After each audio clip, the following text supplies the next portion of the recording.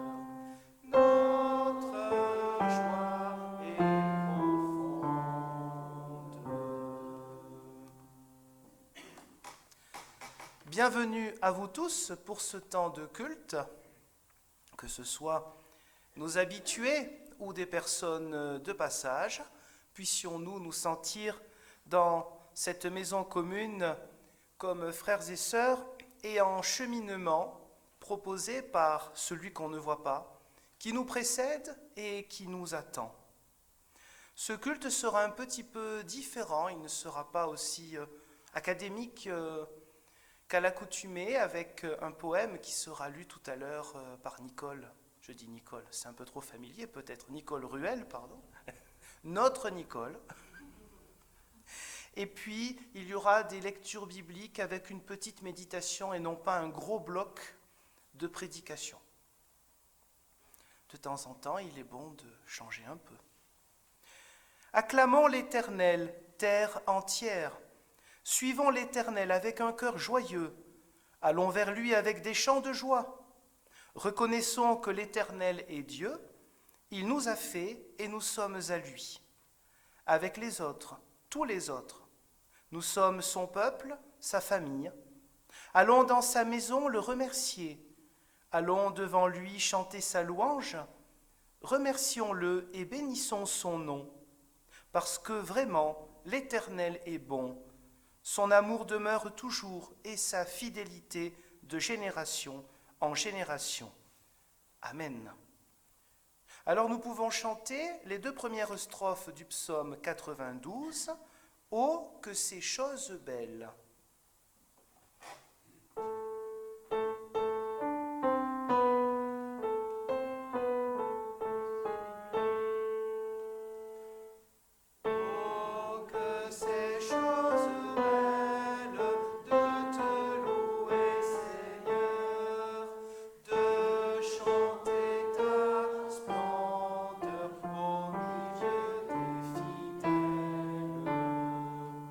Quand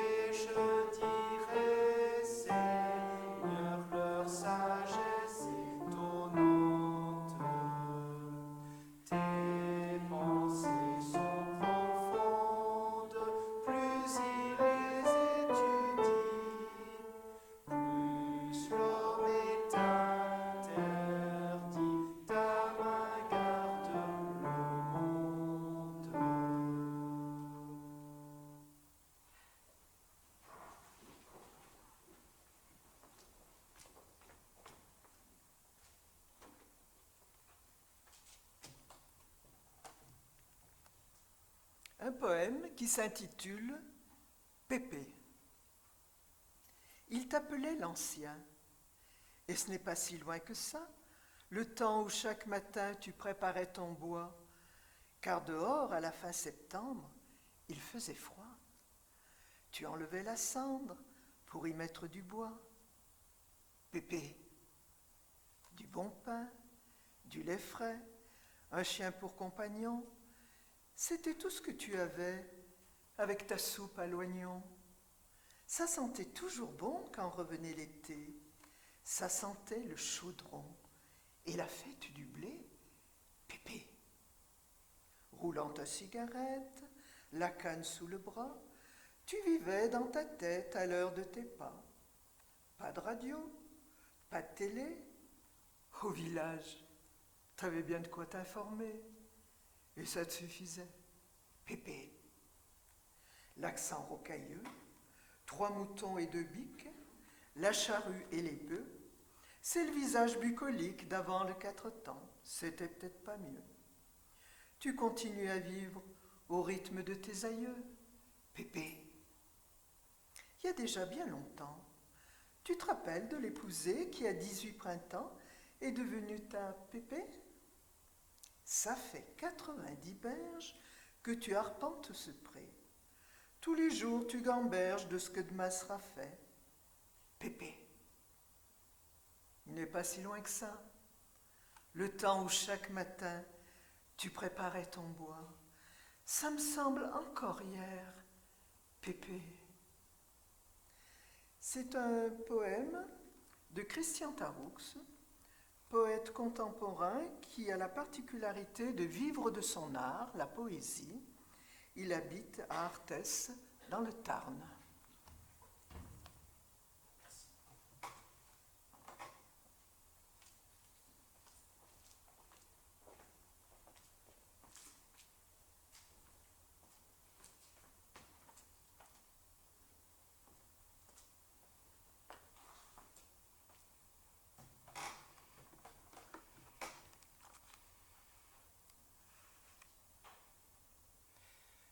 Je crois que ce poème que tu nous as lu, Nicole, fait écho pour toi à un passage de la Bible. De ce que tu m'as dit, c'est dans l'Exode. Tu honoreras ton père et ta mère. Alors, rappelons-nous ce commandement. Ce commandement qui nous dit, entre autres choses, qu'il est inutile de rejeter ou de fuir notre vie.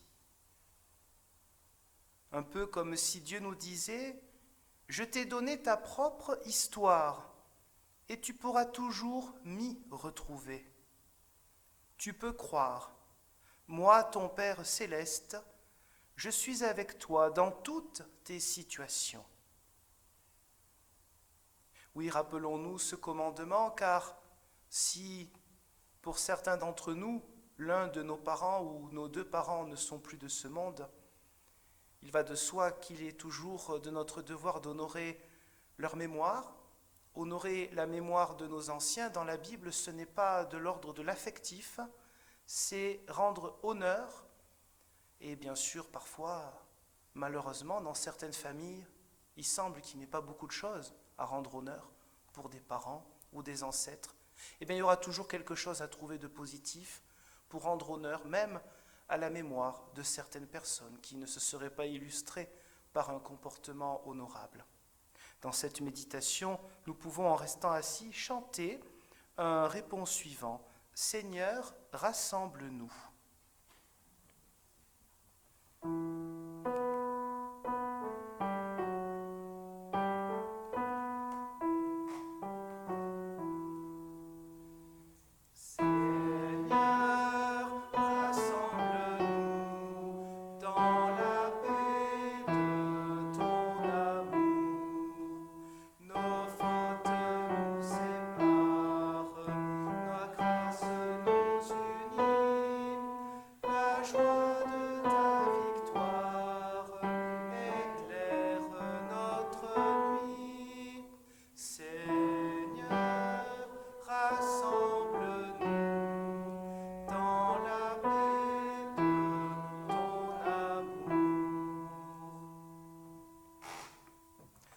Prions.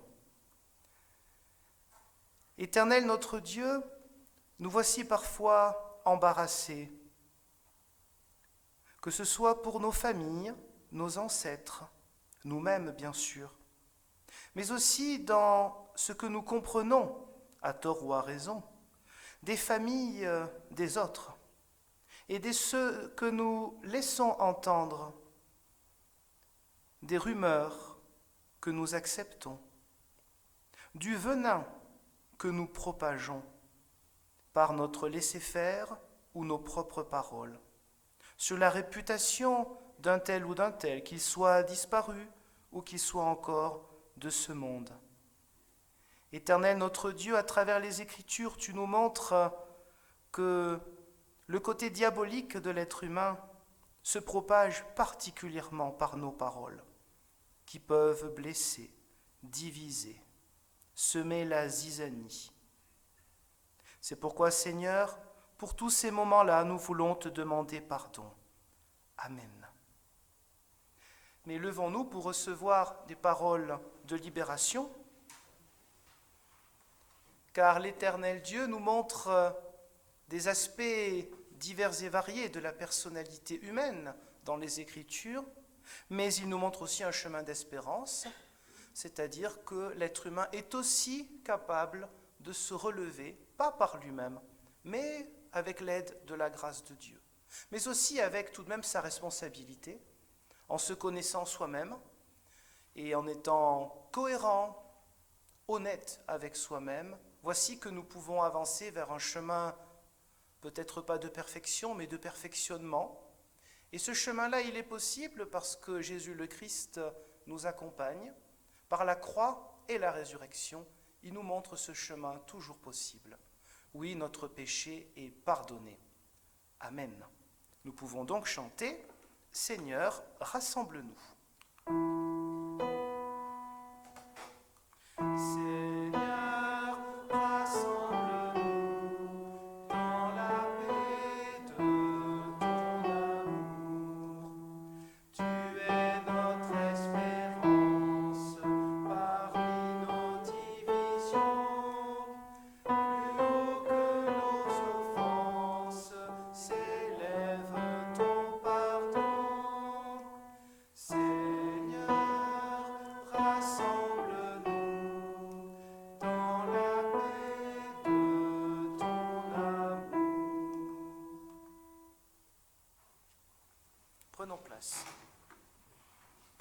Et je vous propose d'écouter 3 courtes lectures et petites méditations, un peu dans l'esprit de ce que nous avons entendu avec le poème intitulé Pépé, et puis avec ce que nous pouvons en retirer des Écritures et d'une partie de leur message pour nous aujourd'hui.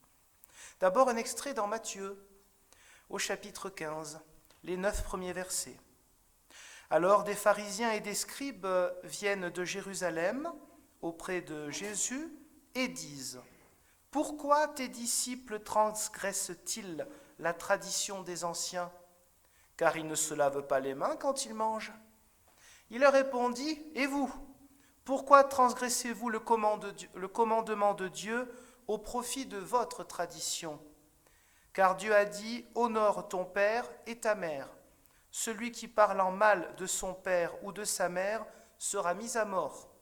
Mais vous, vous dites, celui qui dira à son père ou à sa mère, « Ce que j'aurais pu te donner pour t'assister est un présent sacré. » Celui-là n'a plus à honorer son père ou sa mère.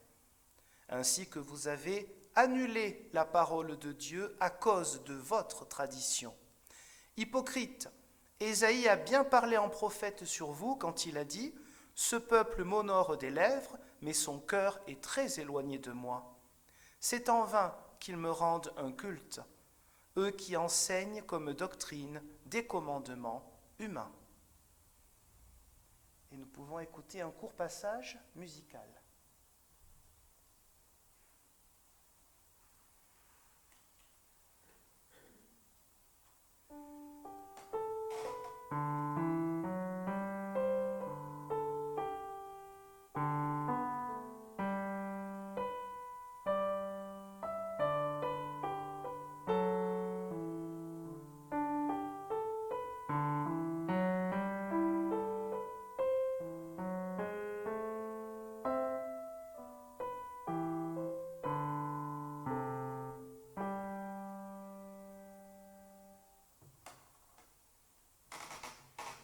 Oui, le Seigneur Jésus-Christ reprend des 10 commandements et notamment de celui-ci sur nos parents, mais quand on dit parents, en fait, il faut penser à ancêtres. Parce que si on remonte très loin, en fait, on en arrive à Dieu lui-même. Il y a un peu de cela. L'un des messages des Écritures, c'est que, évidemment, nous avons des parents selon la chair, c'est-à-dire physique, c'est l'évidence même, hein. Mais il n'y a pas que ça, il y a aussi un Père céleste. Et le but, c'est qu'il y ait un respect, pas une adoration évidemment des parents, mais il y a un respect comme on doit aussi le respect à l'Éternel. Le décalogue, ces 10 paroles sont une priorité et Jésus le Christ les met et les remet en avant. Pourquoi ? Pas pour faire comme les pharisiens ou certains qui trituraient un petit peu à leur sauce les Écritures, mais parce que ces 10 paroles permettent de resserrer les liens. Aujourd'hui, on a diverses expressions qu'on entend souvent faire société. Il y a longtemps, on parlait de bien commun, vivre ensemble. Bon, vous avez plein d'expressions comme ça qui parfois sont plus des incantations qu'une réalité. Bon, c'est un but noble, évidemment. Bien pour cela, c'est plus facile lorsque chacun se reconnaît un ancêtre commun qui serait Dieu lui-même. À partir du moment où une tierce personne, si j'ose dire, existe et qu'elle ne veut que notre bien, celle-ci fait notre unité.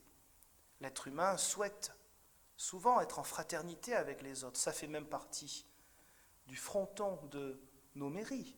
La fraternité, ce n'est pas un vain mot pour l'histoire, j'allais presque dire les dogmes, quelque part de la République française. La fraternité n'est pas un mot choisi par hasard. Mais pour qu'il y ait une fraternité, il faut se retrouver auprès des mêmes parents, des mêmes ancêtres. Et lorsqu'on parle de Dieu, voici que cette fraternité est possible au-delà de toutes les différences, qu'elles soient ethniques, religieuses, les pensées politiques de chacun. L'Éternel Dieu veut la réconciliation des êtres humains.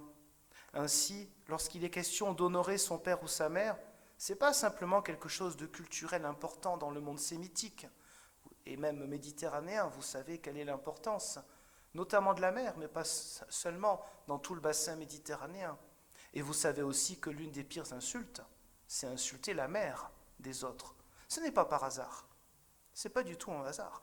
C'est parce qu'évidemment, si vous insultez la mère, vous insultez la personne même, puisque forcément on provient d'elle, en tout cas physiquement. Donc, c'est important de se rappeler cet honneur-là que nous devons à nos ancêtres. Et de ne pas faire comme les pharisiens, c'est-à-dire, avec toute leur intelligence et l'érudition dont ils étaient capables, ils étaient très forts les pharisiens, de triturer, de prendre des nouvelles traditions pour dire « Ah mais oui, mais là je peux pas t'aider ». Les présents sacrés appelés korban en hébreu, eh bien c'est dire « Ah ben non, il y a des choses qui sont intouchables, donc là je ne peux rien faire ». Essayez de faire des entraves, des obstacles à la parole de Dieu, alors que cette parole de Dieu, elle est bonne, bien sûr, pour les parents qui en ont besoin, d'autant plus dans leur vieillesse, et puis pour soi-même, parce que l'estime des ancêtres, c'est aussi l'estime de soi en partie. Mais je reviendrai plus tard là-dessus. Je vous propose de passer à une autre lecture aussi dans l'Évangile, mais chez Marc, au chapitre 3, les versets 31 à 35. Sa mère et ses frères arrivent, se tenant dehors, ils le firent appeler. La foule était assise autour de lui et on lui dit « Ta mère, tes frères et tes sœurs sont dehors et ils te cherchent. » Il répond « Ma mère et mes frères, qui est-ce » Puis, promenant ses regards sur ceux qui étaient assis tout autour de lui, il dit « Voici ma mère et mes frères. En effet, quiconque fait la volonté de Dieu, celui-là est mon frère, ma sœur et ma mère. » Là, nous avons un passage qui peut paraître un peu choquant. Et oui, parce que Jésus semblerait dire qu'en fait, sa famille ne sont pas tant dans la volonté de Dieu que ça. Alors évidemment, dans certaines églises, vous ne direz jamais ça, parce que ce serait faire offense. Même dans notre église d'ailleurs. Faire offense à Marie, il n'empêche que c'est une interprétation possible. Il dit bien qui est ma mère, mes frères, ceux qui font la volonté du Père. Donc peut-être qu'ils ne font pas tant que ça, la volonté du Père. Bon, interprétation à ne pas rejeter tout de suite. Alors là, il est question d'une autre forme de famille. On passe à un autre domaine. Est-ce que cela signifie que Jésus rejette ses ancêtres selon la chair, c'est-à-dire physique? Non, bien évidemment. Mais il montre qu'une nouvelle famille pourrait être supérieure à la famille de sang. Cette famille, c'est ce qu'on appellera plus tard l'Église. À ce moment-là, ça ne s'appelle pas encore l'Église. Ecclésia, assemblée, l'ensemble de ceux qui font la volonté de Dieu. Ils ne se comptent pas. Ils ne peuvent pas se laisser enfermer dans une confession, dans une tradition. Tous les disciples de Jésus le Christ essayent de faire la volonté de Dieu. Ça, c'est une nouvelle famille. Elle n'annule pas la famille de sang, mais malheureusement, s'il fallait choisir, l'un des messages exigeants, c'est vrai, de Jésus le Christ, c'est que s'il fallait choisir entre ces deux familles, il vaudrait mieux choisir la famille de ceux qui font la volonté de Dieu. Je reconnais que c'est un message un peu dur, mais il est bon pour soi, parce que faire la volonté de Dieu, ce n'est pas quelque chose de vertical, comme si croyait en Dieu tyrannique. Cette volonté de Dieu, elle est bonne pour nous, elle est bonne pour ceux qui nous entourent, parce qu'elle fait que nous ayons un certain comportement différent qui est un comportement normalement ouvert à l'autre. L'accueil, le partage, le Christ est venu pour donner sa vie, pas pour s'accaparer les choses, et pas pour fonder une religion. N'importe quoi ça. Bon. Mais cette nouvelle famille, oui, parfois elle supplante la famille de sang. Alors peut-être pas trop chez nous, mais dans des pays où il ne fait pas bon être chrétien, ou d'ailleurs être dissident en règle générale, que ce soit de manière politique ou de manière religieuse, parce qu'on va à l'encontre, bien sûr, de la dictature du coin. Donc oui, une famille importante pour le chrétien, c'est l'Église. Et donc, j'ai envie de dire, déserter la vie de l'Église, pas simplement les moments de culte, déserter la vie familiale qu'est la vie de l'Église, eh bien ce n'est pas rendre honneur au Père Céleste. C'est, pour reprendre un peu l'expression de Jésus dans le premier passage, honorer Dieu que des lèvres. Finalement, c'est se donner une identité parce que tout être humain a besoin de savoir où il est. Et on va dire, moi, tiens, oui, je crois que quelque part j'ai dû être baptisé un jour protestant ou catholique. Il y en a qui ne savent pas, des fois. Oui, des fois c'est pas mal. Bon, enfin, qui s'en souviennent pas, c'est normal, mais peut-être que leurs parents aient pu leur en parler, c'est une autre affaire. Donc des fois, on ne sait même pas. J'ai eu plusieurs fois le cas. Pas ici, dans une autre région. Ici, c'est quand même les gens connaissent mieux. Ce n'est pas ça le plus important. On s'en moque de savoir si tu es protestant, catholique, bouddhiste, athée ou quoi que ce soit. Ce qui compte, c'est ce que tu fais dans ta vie. Bon. Et là, cette famille, la famille de ceux qui font la volonté de Dieu, pour reprendre l'expression de Jésus, c'est une famille qui a pour but de s'étendre, et encore une fois, pas comme une religion qui fait du prosélytisme, de s'étendre pour toute l'humanité, puisque le but c'est la réconciliation. C'était ça les symboles de la Genèse, Adam, Ève, et après Caïn et Abel. L'être humain, la parole de Dieu, je n'en ai pas besoin, et ça se transforme assez vite en violence, parce qu'on veut s'accaparer les biens, voir les personnes, etc. Mais je vais passer donc à un dernier passage biblique. Là, nous avons vu combien la famille est importante, la famille des disciples de Jésus le Christ. Mais voici un dernier passage court, chez Matthieu, au chapitre 3, les versets 7 à 9. Comme il voyait beaucoup de pharisiens et de sadducéens venir au baptême, il leur dit : « Vipères, qui vous a montré comment fuir la colère à venir ? Produisez donc un fruit digne du changement radical. Et ne pensez pas pouvoir dire : nous avons Abraham pour père. Car je vous dis que de ces pierres, Dieu peut susciter des enfants à Abraham. » Ce dernier passage est pour moi important car il évoque aussi le fait que des fois nous pouvons nous retrancher derrière nos ancêtres, souvent choisis, évidemment. C'est-à-dire, il y a deux extrêmes à éviter. Un extrême où nous nous sous-estimerions, et bien sûr l'autre extrême plus courant, où nous nous surestimons. C'est plus facile, cet extrême-là. Il peut arriver que nous ayons parmi nos ancêtres récents, je parle parce que plus on est loin, moins on sait évidemment. Récent, des gens qui ont eu un comportement soit affreux, pensons bien sûr à des temps de guerre et des comportements, on n'est pas à leur place, hein, on ne sait pas comment on aurait réagi, mais des comportements qui font honte, qui vont à l'encontre des valeurs fondamentales qui sont les nôtres et peut-être même qui étaient les leurs. Mais encore une fois, on n'est pas à leur place, on n'a pas vécu ce qu'ils ont vécu. Et puis inversement, des gens qui ont été des héros, qui ont montré l'exemple, évidemment que ça fait plus plaisir. Cependant, l'un des messages des Écritures, c'est la liberté et la libération.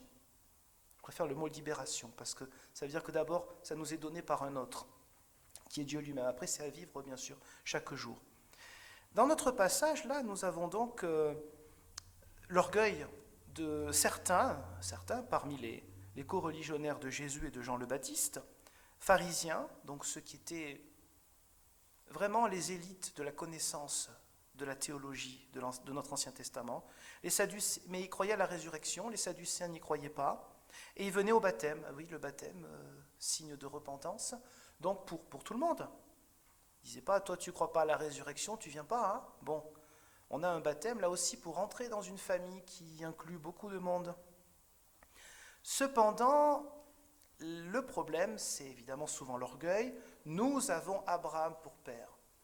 Moi, je viens d'une lignée, comme si, disons le mot parce qu'en fait, ça y ressemble, hein, c'est comme s'il y avait des races supérieures, disons le mot. Parce que c'est ça qui est derrière. Moi, je suis quand même supérieur à toi parce que mes ancêtres, c'est pas n'importe qui. Alors les tiens, ça m'étonnerait qu'ils soient aussi bien que les miens. Bon, évidemment, ils choisissent ce qui les arrange. Mais si on va fouiner un peu, si on va creuser, on va voir quoi? Depuis quand Abraham était parfait même? Abraham, c'est un être humain. Alors il montre l'exemple, c'est le symbole du monothéisme qui commence. D'accord. Mais dire ça, ça veut dire ma vie à moi, c'est tout un programme qui est le programme d'Abraham. Ah bon, c'est sûr? Quand chacun regarde en soi-même, il sait très bien en toute honnêteté que ce n'est pas le cas. C'est pourquoi ce mot fort sympathique que nous avons entendu, vipère. Et oui, le Christ, c'est pas forcément, et Jean le Baptiste non plus, c'est pas des babacools, hein. Ils savent dire la vérité en face qui ne fait pas toujours plaisir, mais qui invite à quoi? À réfléchir. Nous avons Abraham pour père. Oh, parfois, il peut arriver qu'on ait des gens qui mettent en avant leurs propres parents ou leurs grands-parents. Moi, mes ancêtres, ils ont fait ci, ils ont fait ça. Tant mieux pour eux, mais tu n'es pas tes ancêtres, tu es toi-même. Tu n'as pas à te placer comme ça, avec orgueil, parce que tu as eu des ancêtres, certains d'entre eux, qui ont fait des choses extraordinaires. Ce n'est pas ce que... Dieu c'est le Dieu des vivants, hein, pas le Dieu des morts. Le Dieu de l'Évangile, il te dit, toi, aujourd'hui, qu'est-ce que tu fais? Si tu as des ancêtres qui sont des héros, alors on peut rendre grâce à Dieu, évidemment, et aller sur leurs pas, évidemment. Mais c'est ton comportement qui compte, pas celui de tes ancêtres. De même, dans l'autre extrême, il peut arriver qu'il y ait des gens qui aient eu pour ancêtres des criminels, parfois des criminels de guerre, des gens qui ont fait des horreurs absolues. Est-ce que ces gens-là devraient se sous-estimer? Mais ils ne sont pas les autres, ils sont eux-mêmes. Évidemment que ça ne doit pas être facile tous les jours. Certains même portent encore des noms qui, pour ceux qui connaissent l'histoire, sont des noms qui peuvent être très connotés négativement. Mais ce qui compte, c'est leur vie à eux, pas leurs ancêtres. L'être humain, il n'est pas un produit cloné de ses propres parents, grands-parents, etc. La libération qu'apporte le Christ, c'est aussi cela. Se libérer de l'orgueil lorsque l'on a tendance à dire « moi, mes ancêtres ont été des héros », parce que tant mieux, mais ce n'est pas toi, parce que sinon tu ne serais pas là, tu serais ailleurs. Ce qui compte, c'est toi maintenant. Ou alors, des fois, des gens qui se font tout petits, parce qu'ils ont un nom, ou tout le monde le sait, ça peut être dans des villages. Moi, quand j'étais gamin, ma grand-mère, elle ne me disait pas les noms. Elle me disait, on a telle personne dans le village qui était très sympa quand il y a eu les soldats allemands qui sont passés. Bon, c'est dans l'Hérault, il n'y a pas eu d'exaction comme ici, hein, c'était beaucoup plus calme. Et puis il y en a d'autres qui ont pris un peu plus leur courage à deux mains, voilà. Mais elle me disait, oui, certains, on les connaît. Je comprenais bien que dans son langage, c'était pas un langage très fraternel, et à sa place, peut-être j'aurais dit la même chose. On ne disait pas les noms, c'était très bien, pour éviter qu'on ait une mauvaise idée de ces gens-là. Et puis le passé, c'est le passé. Et si ces gens-là étaient encore en vie, alors la conversion, c'est possible, bien sûr. Tout être humain peut changer. Le Christ, il est venu aussi pour les soldats romains. Qui sait quelles exactions ils ont fait avant? Ils étaient forts pour lapider, pas pour lapider, pardon, pour flageller. La lapidation est une coutume plutôt sémitique, évidemment. Ils étaient forts pour flageller, avec sadisme. Ils ont dû en flageller bien d'autres avant lui. Bon, il est venu aussi pour eux. Alors, que nous ne nous cachions pas derrière des ancêtres extraordinaires, parce que ce qui compte, c'est nous aujourd'hui. Ça ne veut pas dire qu'on n'en parle pas, il faut trouver un équilibre, et que ceux qui parfois auraient un peu honte seraient gênés par leurs ancêtres ou par leurs propres actions passées. Eh bien, tout cela doit être effacé, parce qu'avec le Christ, c'est une famille qui est nouvelle. Je fais toutes choses nouvelles. Alors puissions-nous vivre, de près ou de loin, de cette famille qui cherche, tant que faire se peut, à faire la volonté de Dieu chaque jour. Amen. Et nous pouvons chanter un cantique. C'est le 44-03, pour ceux qui prennent le cantique, comme un enfant, strophe 1, 2 et 4. En nous levant. 44-03, 1, 2, 4.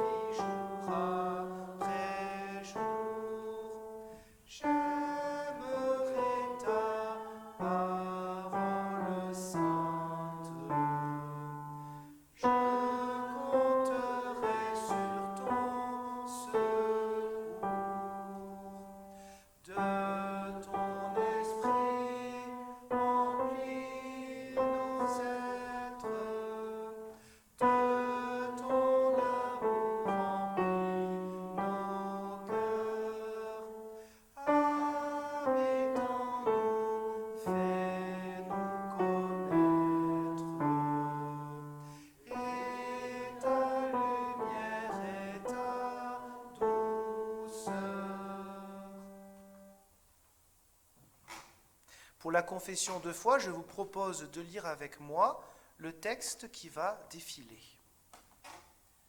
Nous croyons en Jésus-Christ, le Fils unique de Dieu, qui s'est fait homme pour que nous ayons pardon, joie et salut. Nous croyons qu'il est mort et ressuscité pour donner la victoire sur la mort et l'assurance de notre résurrection. Nous croyons qu'il viendra dans la puissance et la gloire, comme il est venu dans la faiblesse et l'humilité. Par lui, nous croyons en Dieu notre Père, qui nous prend pour ses enfants et nous aime comme il aime Jésus-Christ.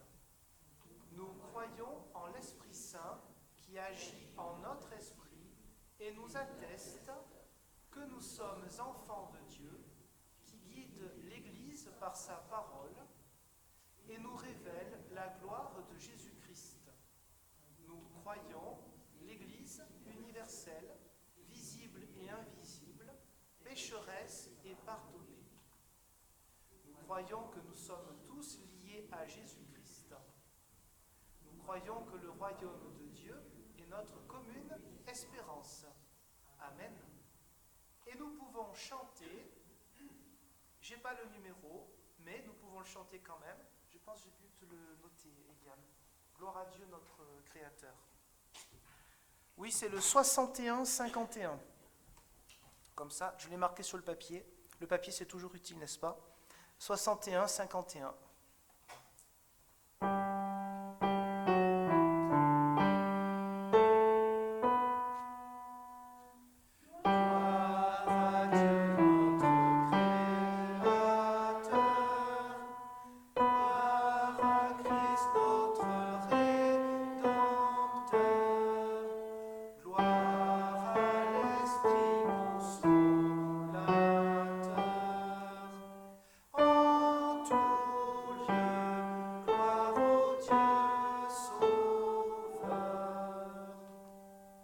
Prenons place, prenons le temps de la prière d'intercession. Seigneur notre Dieu, nous nous sommes approchés de toi et, selon ta promesse, tu t'es approché de nous. Tu nous as accueillis dans ta maison et, loin des bruits du monde, dans le silence du sanctuaire des cœurs, tu t'es penché sur nous. Tu nous as enveloppés de ta présence.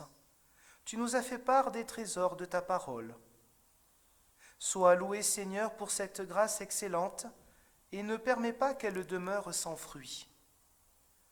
Nous croyons que ta parole est la vérité.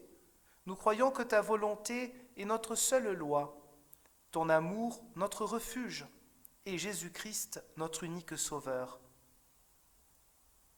Daigne graver si profondément dans nos âmes ces bienheureuses certitudes qu'elles assurent notre marche au milieu des agitations de la vie et nous accompagnent tout au long de nos journées dans le travail et dans le repos, à l'heure de la joie comme au temps de l'épreuve, en sorte que rien au monde ne puisse nous séparer de l'amour que tu nous as manifesté en Jésus-Christ. Au nom de tes compassions infinies, Seigneur, nous t'implorons en faveur des familles, des enfants malheureux, de ceux qui commencent dans la vie dans une ambiance de violence, dans une atmosphère de division, que nous puissions apporter des paroles qui unissent, qui permettent la réconciliation, qui protègent ceux qui sont fragiles face aux personnes violentes.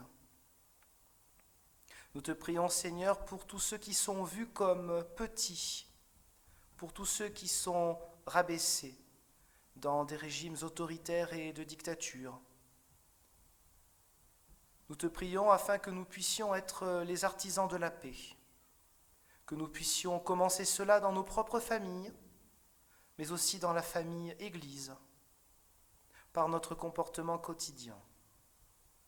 Nous te prions pour ta grande famille humaine qui, loin de toi, souvent se déchire inutilement. Demeure avec nous, Seigneur, et accorde-nous à tous cette grâce que, soit que nous vivions, soit que nous mourions, nous demeurions en toi, par Jésus-Christ.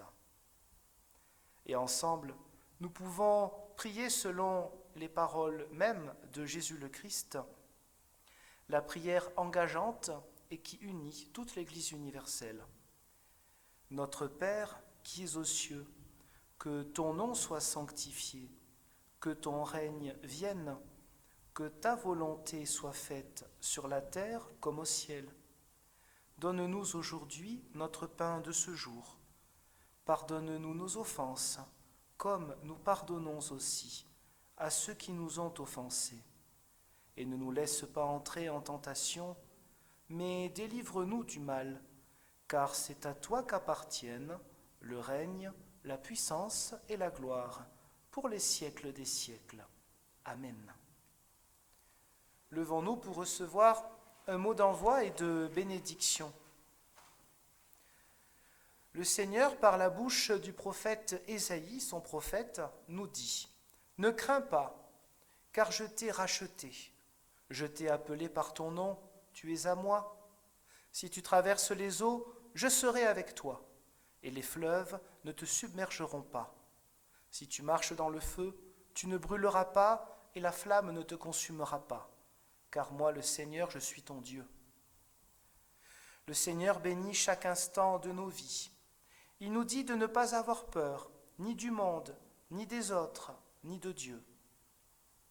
Il nous invite à ne rien craindre, à accueillir le prochain. Lui, cet autre, notre Père.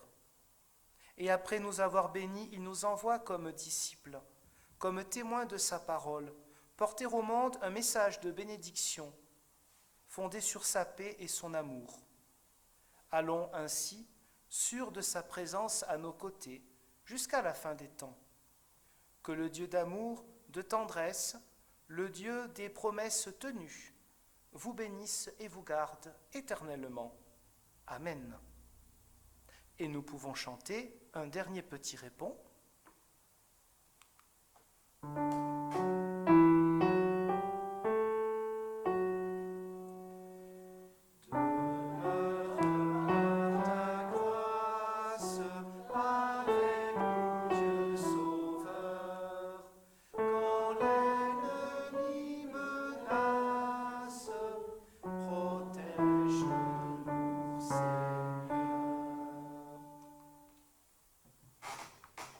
Je vous souhaite à tous une bonne continuation de ce dimanche et que la bénédiction puisse être portée et incarnée par vous-même auprès de ceux que vous croiserez très bientôt.